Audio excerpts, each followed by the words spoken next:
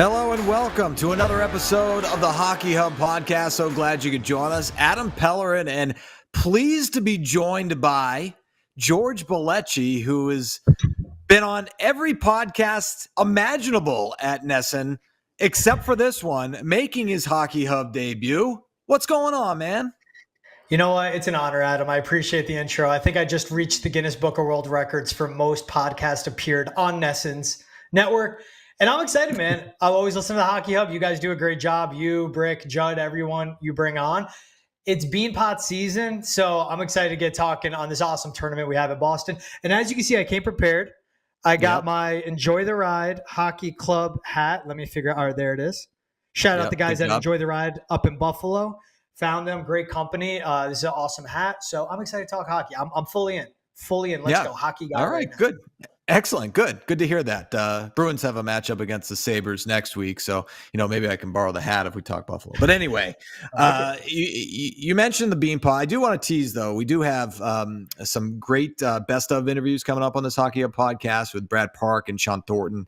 Outstanding stuff. So that's coming up a little bit later. But yes, the reason we bring you on to this episode is because we are talking Beanpot, men's Beanpot, women's Beanpot just wrapping up. So we're turning the page to the men who play on February 3rd and 10th, first two Mondays of February. The traditional four, of course, Harvard, BU, BC, and Northeastern will be squaring off. 72nd annual Beanpot. And George, you've covered the last, I don't know how many, but I know that since you've been covering them, it's been all Northeastern. They've won 5 out of the last 6 Beanpot titles.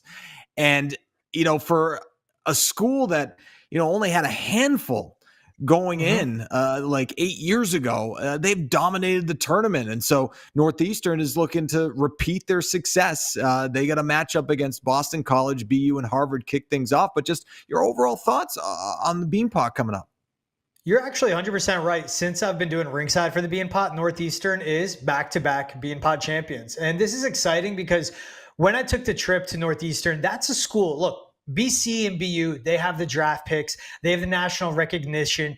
They have the pedigree that comes to those programs. And then Harvard is Harvard with the same thing, led by Teddy Donato. They're always consistent and going to play hard.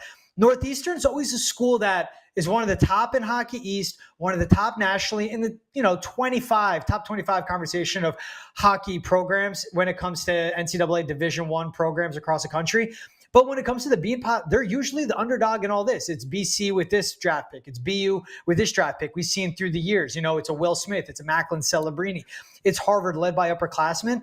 But now with Northeastern winning back-to-back, maybe the first for them in this installment with Jerry Keefe as a head coach, that was seen as an upset for sure. No one thought they would go in. Yes, they had Devin Levi. Yes, they had a great goaltender. Yes, they had Aidan McDonough, a lot of good upperclassmen and guys that went on to play in the NHL.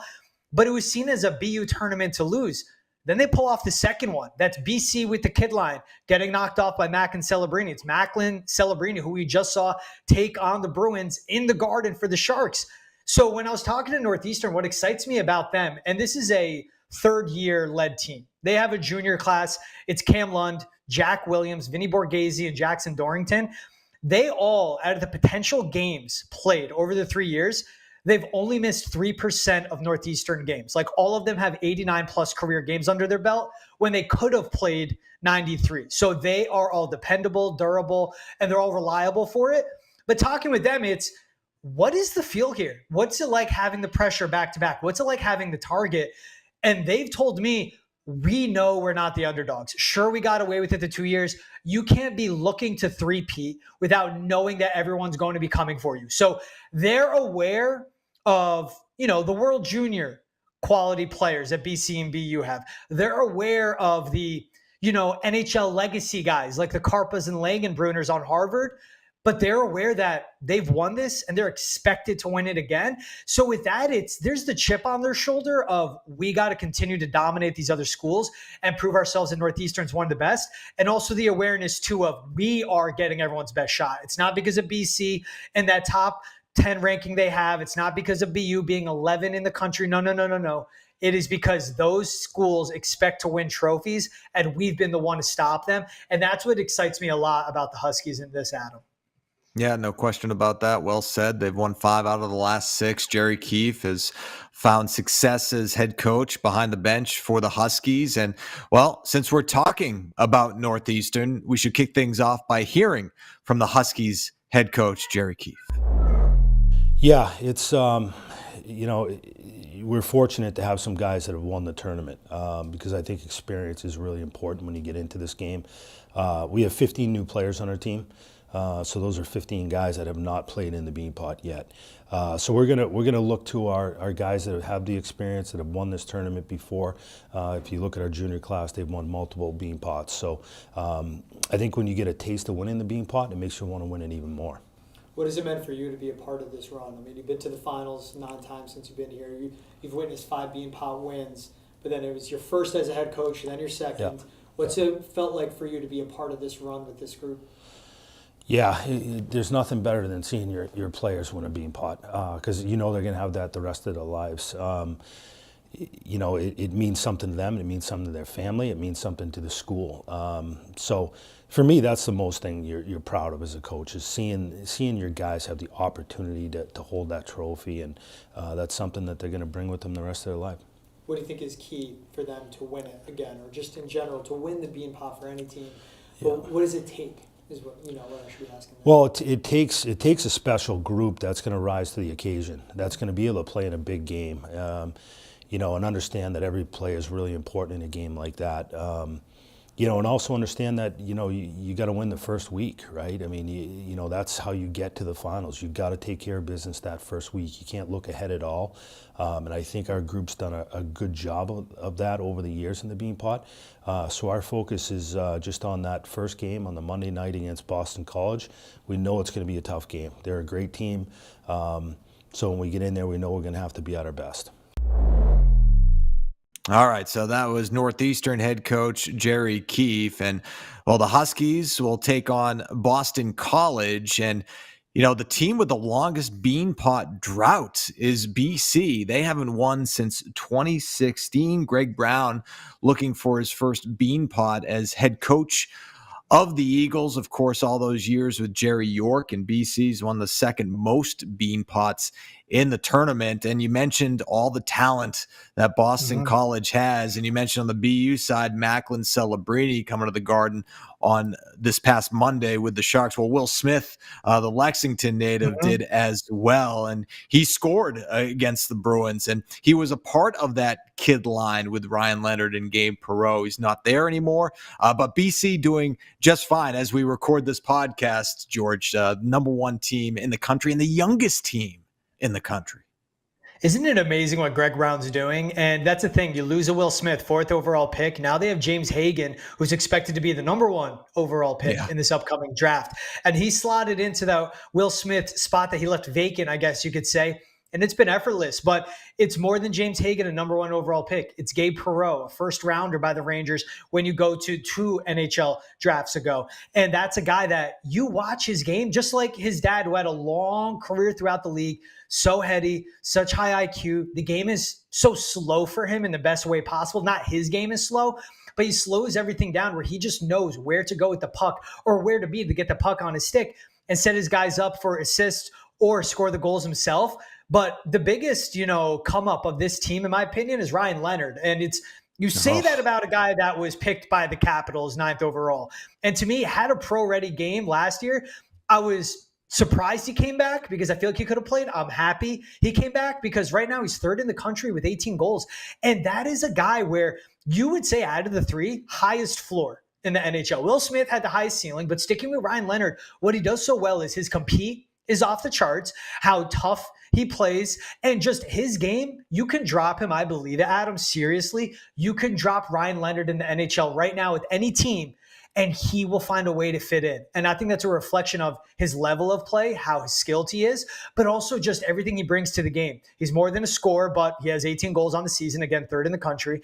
He's more than a great 200-foot player, but man, he will take any defensive assignment and take it in full seriousness, but he just plays end to end. And those are the guys that are the leaders for them. Then you think of the Aram Manetians, who are guys that come up and they sat back in a smaller role last season and has emerged as good depth pieces. There's Mike Posma for BC, who stuck around and has continued to play so well.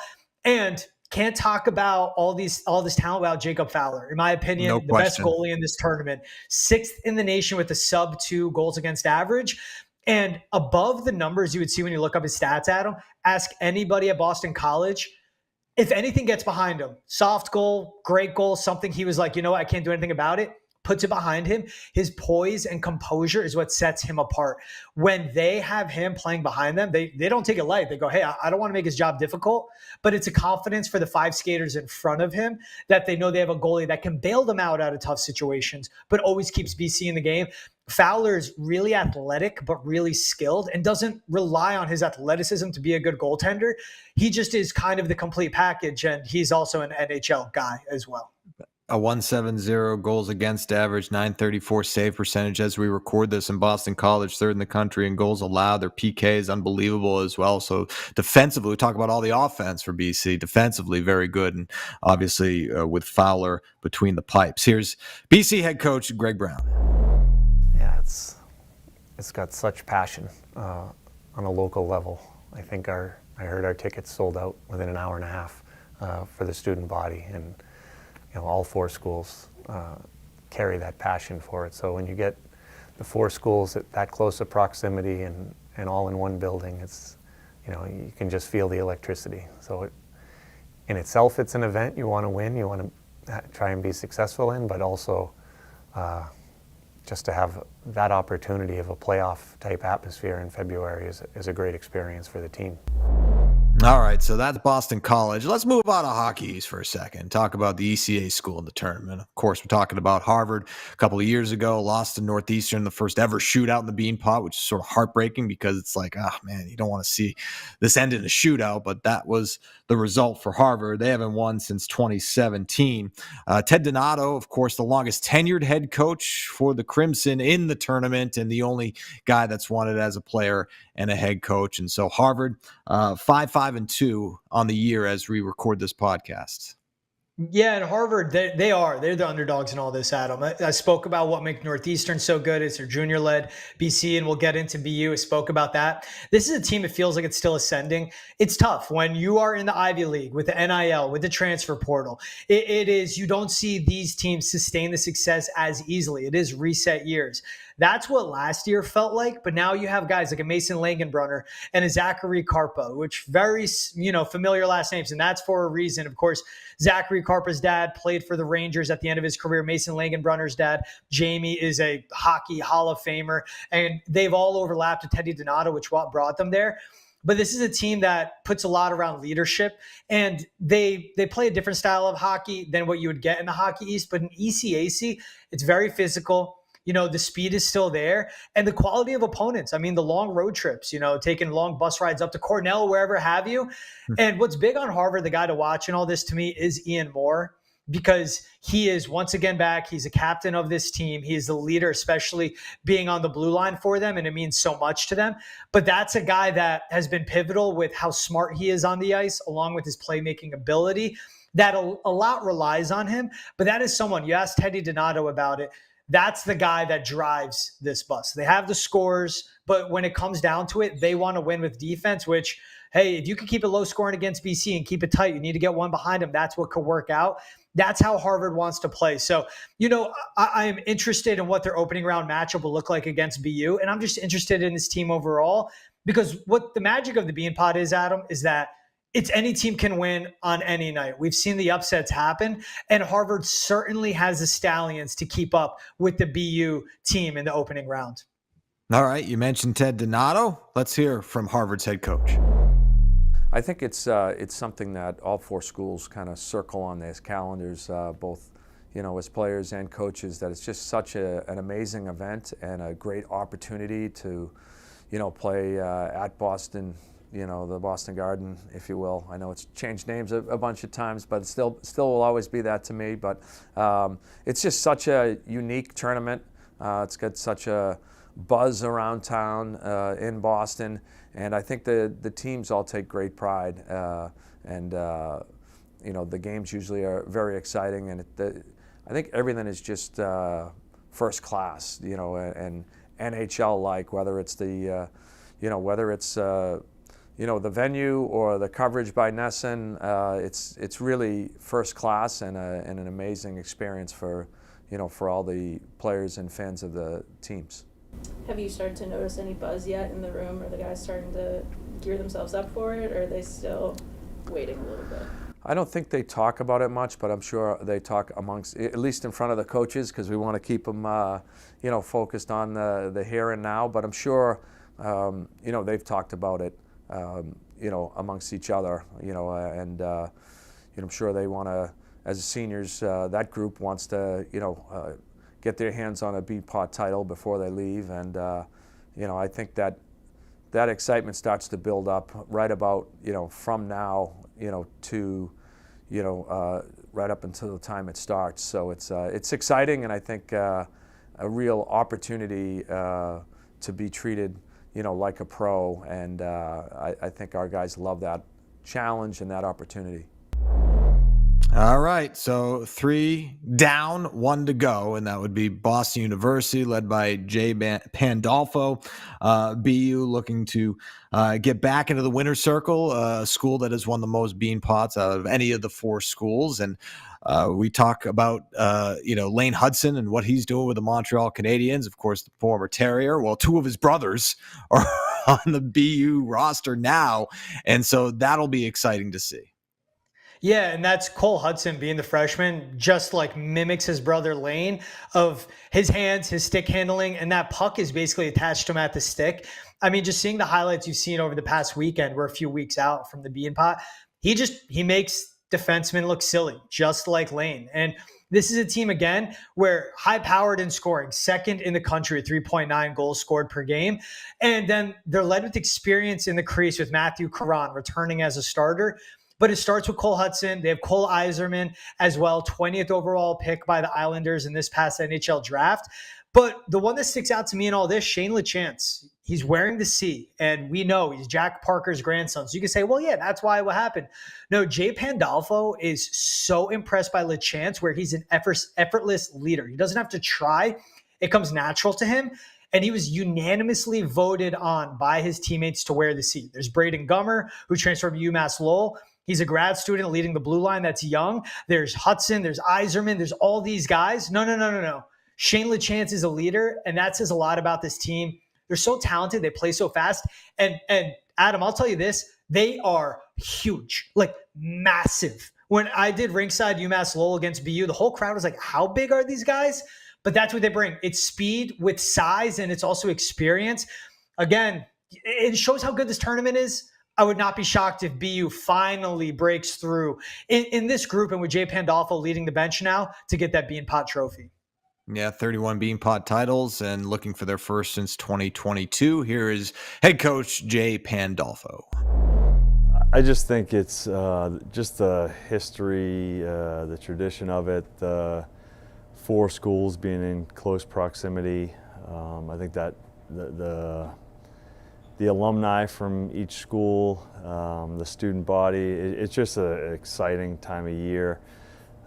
You'd never think it on a Monday night in February there could be that excitement, but when you get to the Garden on that first Monday in February, it's a lot of fun, and there's a lot of pride for each school in trying to win the Beanpot. So I think just that excitement's been there for so many years, and there's a lot of players now that maybe don't grow up around here. I think back, 15, 20, 30 years ago, even further back, there was a lot of players that were from this area and grew up watching it. It's a little different now, but I think the guys that come to these 4 schools learn pretty quickly how important this tournament is and how much fun it is. All right, you're watching or listening to, or both, to the Hockey Hub. And if you like what you hear or see, make sure to like and subscribe to the show. Hockey Hub can be found on YouTube, Spotify, Apple Podcasts, Amazon Music, and wherever else podcasts are found. All right, Adam Pellerin, George Bellecci here with you, looking ahead to the Beanpot. We're going to say goodbye to you now, but I mean, George, it's almost here. It's like a week and a half away, and I know you got a lot of prep to do being the ringside guy, a lot of schools, a lot of kids to talk to, and really appreciate you coming on, my man. Hey, I appreciate having me on, man. This tournament's a lot of fun. I've heard about it before I moved here to Boston. Now to be covering it live, let alone just getting to watch it live, I think it's some of the best nights of hockey and in sports you seriously can get. Sure, I'm biased, but seriously, for the people that experience it from the outside, they love it. And I just can't wait for everyone to watch it, especially just think about the amount of NHL talent on the ice. That's what makes this fun too. It means a lot to the city, and you're seeing the future of the sport and the future of USA Hockey as well compete in the Garden. So, Adam, appreciate having me on, man. I cannot wait for those 2 Mondays in February. All right, buddy. We'll see you at the rink, and of course on the Nesson podcast, the many that you are hosting these days. So we'll be listening for you, and appreciate your time here. And we're going to transition now. On the Hockey Hub podcast, we've had some great interviews since we've launched this podcast, and we're going to bring you some of the best of those interviews right now. Bruins legend Brad Park, who was honored at the Tradition this past year, joined us on the Hockey Hub to talk about that. And of course, everybody loves Shawn Thornton, Stanley Cup winner with the Bruins, now working for the Florida Panthers organization. Here are the best of those 2 interviews. Obviously, your history in the game of hockey is vast. I'm wearing an original 6 t-shirt. You played for half of the teams on this list, the Bruins, Rangers, and closing out your career with the Red Wings. Let's just take it back to your battles against the Bruins when you were a member of the New York Rangers in the postseason in the Stanley Cup final. What was it like going up against the big bad Bruins? Well, the Bruins and the Rangers in the 60s went from the 2 worst teams in the league to the 2 best teams in the league. And, with the rivalry between New York and Boston, the Knicks and the Celtics, the Red Sox and the Yankees, and the Bruins and the Rangers, it was just a natural rivalry. And as the 2 teams got to be the top ones in the league, they really didn't like each other. If you walked into a restaurant or a bar and you saw, a Boston Bruins sitting in there, you turned around and walked out. It was just that mentality that you had to have. So I guess with that in mind, Brad, so when the trade happens in November of 1975, and for a lot of people, they may not have remembered that blockbuster, you come from the Rangers to the Bruins along with Jean Rattel and Joe Zanussi, Phil Esposito, Carol Vadnais head the other way and play for the Blue Shirts. How long did it take you before you were able to settle in with the Bruins? Well, I think it wasn't the first night. I'll tell you that. It was the last place that I really wanted to go was Boston, because when I was with the Rangers, I was got such animosity in my fan mail that the FBI used to walk me on the ice and off the ice in the Boston Garden because of the threats I would get. So I wasn't too happy when I first heard about it. And then, you kind of get a reality check because you start to get mad that the team that you belong to didn't want you anymore. And that was the attitude I took. I got a little mad and went to the Bruins and realized it was going to be a shock for them when I walk in the dressing room, as well as Jean Rattel. So, but when we got to the rink, the first guy that came out of the dressing room to meet me out, under the stands was Bobby Orr, and that kind of softened the entrance. Yeah, I want to get to playing with Bobby Orr in a second, but just in terms of when the trade happened, just doing my research, I mean, you were in Vancouver with the Rangers, and then the next game you played was in Vancouver with the Bruins, which is kind of crazy. That must have been an absolute whirlwind, just an unusual situation to say the least. It was. I mean, we played in Vancouver and we beat them like 4-1. I think Jean Rattel was first star and I was second star. And then we go to Oakland, and 7:30 in the morning, I get a phone call to come to the coach's room, and right then I knew I'd been traded. So because they don't call you at 7:30 in the morning to talk strategy, and when I walked up there, I said to Ron Stewart, I said, he opened the door. I said, "Where am I going?" He says, "You're going to Boston." I said, "Boston?" I'm going to Boston? I said, who am I going for? He says, Esposito. I'm going for Phil Esposito. He says, no, you and John Rattel. I said, John Rattel and I for Esposito? No, we got Vadnais. 2 for 2? No, we're throwing in Joe Zanuzzi. And it was like, oh, really? And when we get to Boston or to Vancouver, we go back there to play. And, we hear the rumors in the morning. Wayne Cashman was so upset. All the stuff, the beds and the couches and everything in his hotel room ended up in the parking lot. So that was like, well, this is going to be interesting. And, but by the time we got there and we lost in Vancouver, we went to Oakland, played there next, beat them, and then went back to Boston, and, we kind of got on a tear. Brad, when you went from one team to the next, and you mentioned, for a while the Bruins and the Rangers were at the bottom, and then they started to move to the top, and obviously you guys had a chance to meet in the Stanley Cup final. But was there anything that struck you that was different coming to the Bruins culture from the culture you had left with the Rangers? Yeah, one of the things that was different is with the Rangers, the day of the game, we always had a team meal, and we all ate together. And with the Bruins, they didn't have a team meal. You kind of eat on your own. That was a little bit of difference. I think the other difference was the time it took to get to the rink. In New York, we lived out in Long Beach, about an hour and 15 minutes out of New York. We only went in for the games. In Boston, I ended up living in Linfield, and it was a 15-minute ride. So that was a huge difference, just the size of the city.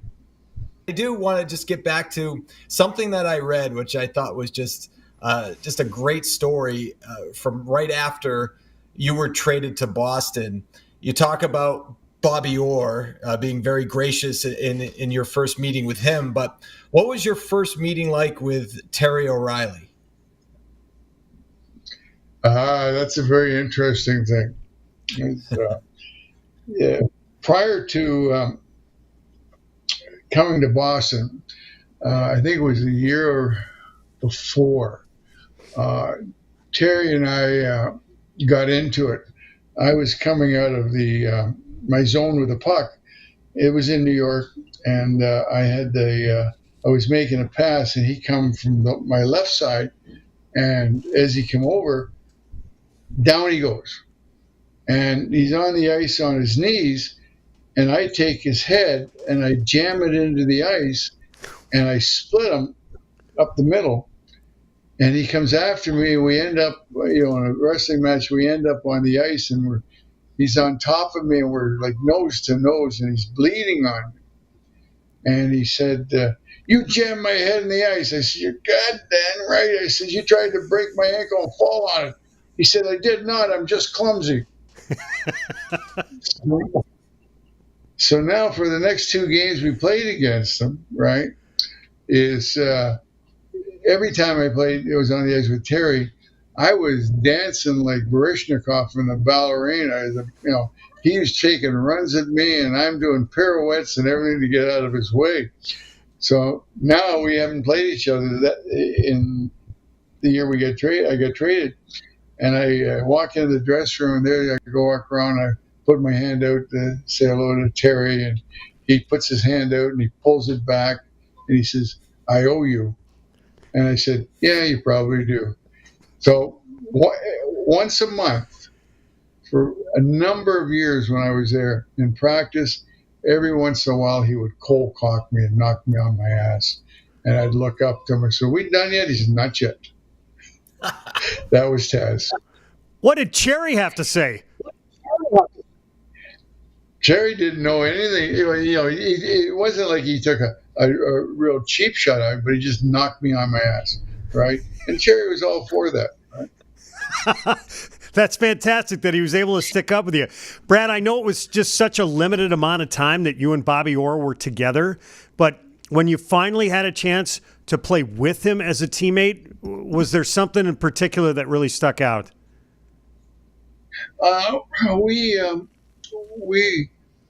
The idea was, as Don Barry said, one of you is going to be on the ice all the time. that's what we want to do. You will be together on the power play. So we were on the power play, and Bobby always played the right sides, and I did too in New York. But but with Bobby, I moved to the left side, and up front we had Wayne Cashman, John Rattel, and John Busick. You had five guys that were very good with the puck, never panicked, could thread the puck through skates, over sticks, between legs. And the power play was just, Bobby, neither one of us would have a problem gaining the zone. So we always got in the zone under control, and then we just move it around. And I believe that the power play was like 50% for the 10 games that we played together. Just incredible. And to think about your time with Bobby Orr, you had some time with Ray Bourque as well, to be able to play with both of those defensemen. And then, obviously there was sort of a turnover of the roster with some younger players toward the end of your career in Boston, Barry Peterson, Rick Middleton, and Ray Bourque, to name a few. What was that transition like? Well, I think when, in the late 70s, going into the 80s, I would come home from the rink, and my wife would say, you want to go play with the kids? And I said, no, I've been playing with them all day. Because they were, they were all kids, very talented. Ray was great to play with. He was like a sponge. I kind of mentored him for 4 years, and he was just absorbed everything. From handling the puck, looking for people, going against the flow, staying on your feet when you had to. So he was just a real sponge about the strategy of the game. And he was. We also had Brad McCrimmon, who came in with Ray and made a pretty good impression in the Boston team.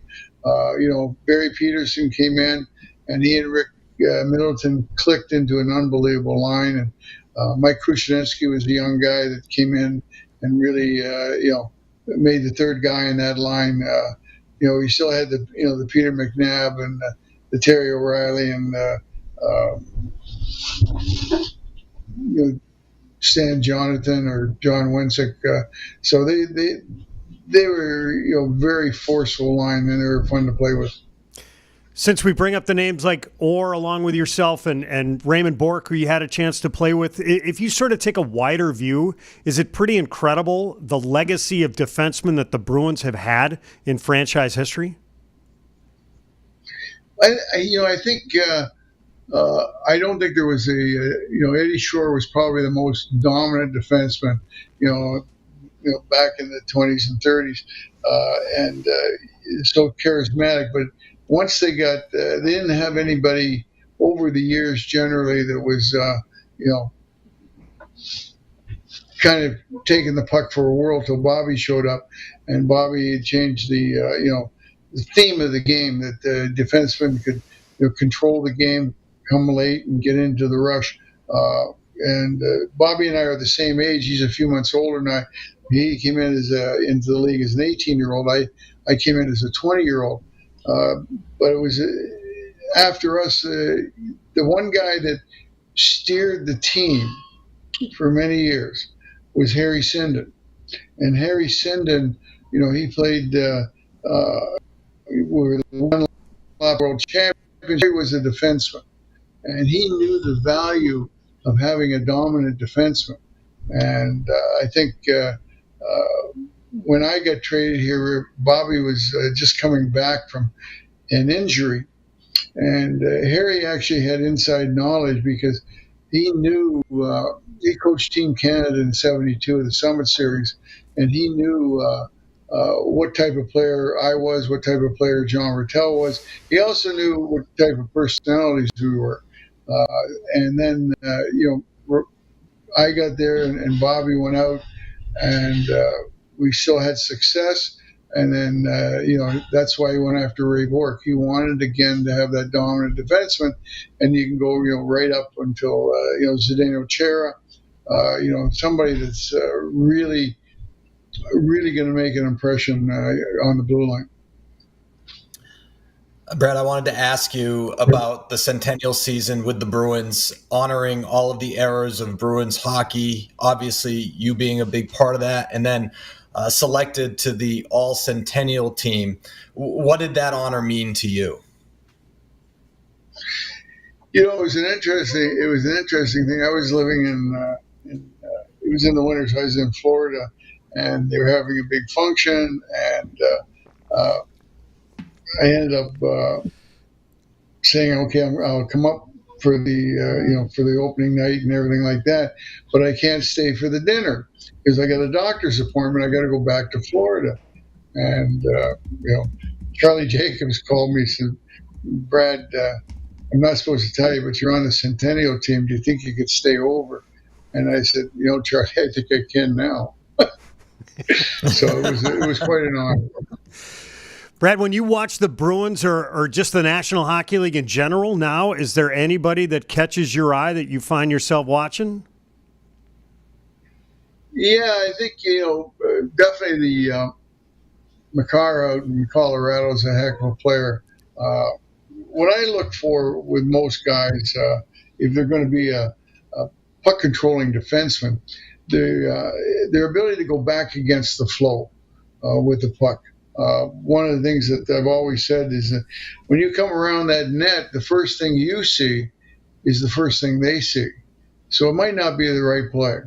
So you got to learn to be able to go back against the flow, and you got to hold it long enough till the hole's open. So I look for those type of guys, and then I look for the guys that defensively will not necessarily block shots, but get to shots before they leave the stick. That's closing the gap, and it means that they're in control because they're not backing off waiting for something to happen. They're dictating what happens. Well, Brad Park, we really appreciate you taking the time to join Judd and I here on the Hockey Hub podcast. We're joined now by former Bruins Shawn Thornton, who's currently in the front office with the Florida Panthers. And let's start off right here, Thornty. Congratulations on last year's Stanley Cup. Thank you. Yeah, it was a pretty special run the boys had. We were fortunate enough to get the rings last night. So they included the executives with the hockey ops staff and the players. So I was part of the ceremony last night. It was great. They did a beautiful job. Well, let's go further into that. You won Stanley Cups in 2007 with the Anaheim Ducks, 2011 with the Bruins. What did you appreciate about winning it as an executive? And I understand it was different. Yeah, it's a lot different.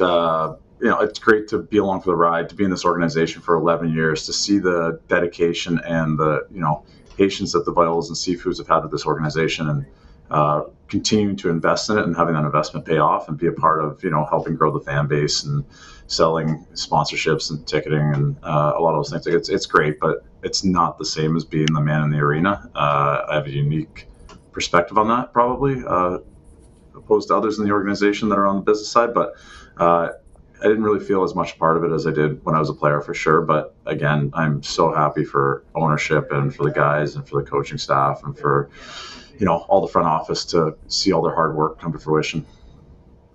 As someone who's been on the business side here for the Panthers for a number of years and also played for the franchise, it seems like the Panthers had been building the footprint, building the fan base in South Florida. But what sort of a jolt did the process get by the franchise winning its first Stanley Cup? Yeah, I would say was for the last 10 years, the organization has really been building the fire. We've been growing the game at the grassroots level. We've been in the community. We've, had a presence in the last 3-4 years, being consistent winners. And then, obviously with the Stanley Cup last June, I would say we poured gasoline on the fire. It's exploded. Revenues are through the roof. Ticket sales, our attendance, we were at 18.6 last year. I think was our average attendance was 9th in the league. And we're expected to be above that this year. And it's just been great to see that, all of it kind of came together after the last 8, 9, 10, 11 years of really building it and having that fan base here to really embrace the team when they're winning is simply amazing. Watching, being at Game 7 and looking around, and there were some white and blue jerseys in the crowd, but it was, 90% Panthers fans that showed up and shelled out for tickets for a Game 7 Stanley Cup, and it was just amazing to be a part of. Can you give us a little perspective? So when you were playing with the Panthers and you first got to the Panthers after leaving the Bruins, just how far it's come from when you first landed in Florida to where it is now? Well, I mean, we've talked about it as an exec team as we're going through and trying to create what the vision of this franchise looks going forward. We had 5,000, I think 163 people were announced attendance my second game here. We were playing the Ottawa Senators on a Tuesday. Now, it was a necessary evil. Vinny and Doug and our CEO, Matt, decided to rip every single comp out of the ecosystem in Florida and, just build it from the ground up. And I remember being in that game, looking around, and we had 5,100 announced, but I felt as a player, it was like wives and scouts in here, and that was about it. And then, like I just said, we just announced today we sold out of season tickets. We're on a wait list now. We're going to do close to 19,000 a game probably. We've had more sellouts than we've ever had in the history of the franchise, and again, expecting more this year. So it's really been amazing to be a part of on this side and see where we're at. And Florida's a hockey state now at the end of the day. I mean, between us and Tampa across the way, it's been pretty fun to see the sport explode in the state in the last decade. You played with Sasha Barkov when he was first breaking into the National Hockey League. What do you love about his game and the type of captain he's become? Yeah, I mean, he is the most unselfish individual that I've been around. You think, I'm not in there with him anymore, so his leadership style is probably completely different than, he was in his second or third year pro, and I was taking him to the Anchor Bar in Buffalo for wings because he's from the same town too. I know they like chicken wings in Tampere. He told me last night he still didn't think they were that good, but his wings and his chicken is better. But you know what? The way he plays the game, he could put up probably 100, 150 points a year if he was focused on offense, but he is so focused on doing whatever it takes to win while he's out there. He's probably the best defensive forward in the NHL, or he is the best defensive forward in the NHL. And I think the true test of players' greatness is how he makes the players around him better. And I think there's few guys in the league. He's one of them that whoever you put on his wings, they're instantly better players by playing with him. I've talked with countless Bruins guys who had a chance to play with you on that 2011 team. And one of the things that they talk about all the time is how much that you meant to the culture as soon as you got to the Bruins and then the team winning the Stanley Cup in 2011. I guess with that in mind, when you saw Billy Zito jump on as the general manager of the team, how did he really influence the culture and what we see now from the Panthers? Well, I mean, he's had his fingerprints all over it, right? The way he has been able to look for character individuals while balancing the analytical side of it and finding some of these guys that are, I don't want to say diamonds in the rough, but maybe reclamation projects that have come in here and score 30, 40, 50 goals. It's been truly remarkable to witness. Now, I'm completely on the business side. I have absolutely nothing to do with the hockey side, so I'm not in there on the daily and seeing how he thinks about that and builds it. I'm kind of on the outside like everyone else, just looking in. But they're champions for a reason. It looks like the culture in that room, being around the guys a little bit that I am, they genuinely look like they and seem like they want to play for each other and are just good character individuals that can play the game. Well, I recognize you're on the business side and you're not a part of hockey ops. How important was it to get Sam Reinhart back in the fold and re-signed? It seemed pretty important from the outside looking in. Yeah, like honestly, I didn't have. I'm completely genuine when I say like I'm not on any of those conversations. But obviously, he was one of the top goal scorers in the league last year. He's a key cog for this machine that they have, and they've done a really good job, in my opinion, of wrapping up core guys for the prime. Looks like the prime of their career, and having this core together for the foreseeable future that bodes well for the organization as a whole. You went through it the season after with the Bruins. What's the challenge of trying to repeat? For me, the season after we've been to the finals 2 years in a row here, right? So it was the physical test of keeping your body ready to go night in and night out. And mentally we think I thought I was invincible as a hockey player, and you just show up and keep going. But that grind wears on you, and really taking the precautions to make sure you get the amount of rest you need to condition yourself in the off season. What it looks like, the guys are in phenomenal shape. So I think just the wear and tear on your body and being able to maintain optimal conditioning and avoid injuries throughout the year were key for us. And then the mental side of it too, just making sure you're fresh mentally every single day and there's no lulls, especially as you're going into a long grind. Bigger challenge mentally or physically? I actually go back and forth in my head on that all the time. I don't know. It's both.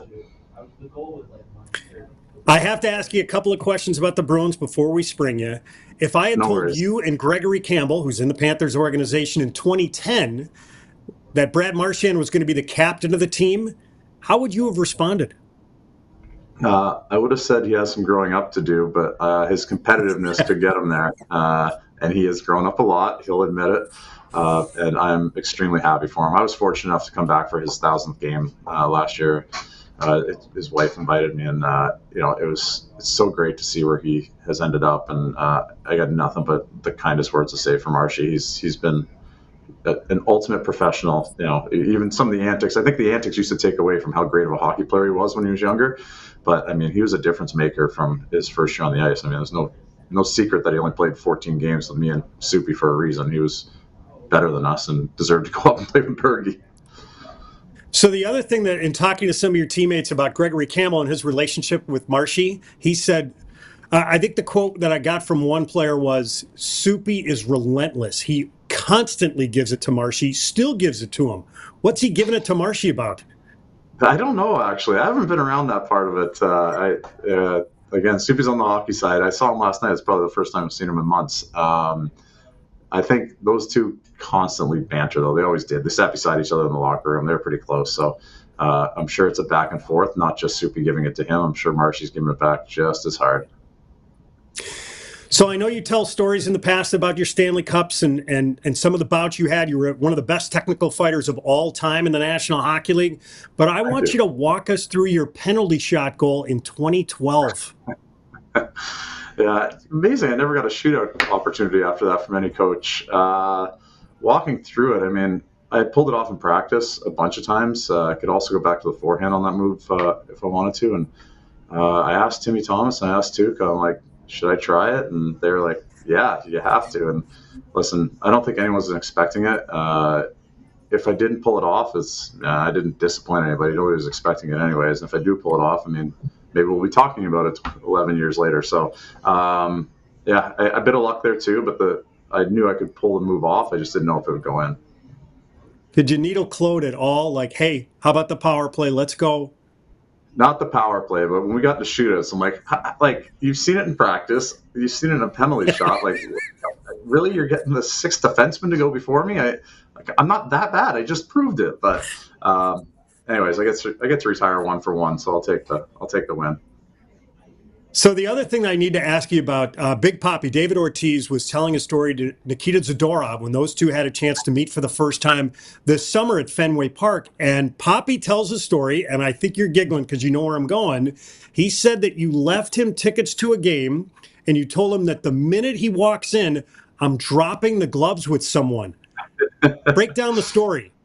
I love it. I go to his event every year his golf event every year down here in Florida, and the story changes a little bit every time he tells it, but the premise of it is right. I did leave him tickets. He came to a game. I think we had dinner like a week before too. And anyways, he was in our locker room right before the game to say hello, or in the training room, and we hugged it out. And he's like, "You gonna fight for me tonight, big boy?" or something along those lines. I don't remember it. And I was like, "I don't know. We'll see." And it just worked out. The timing that.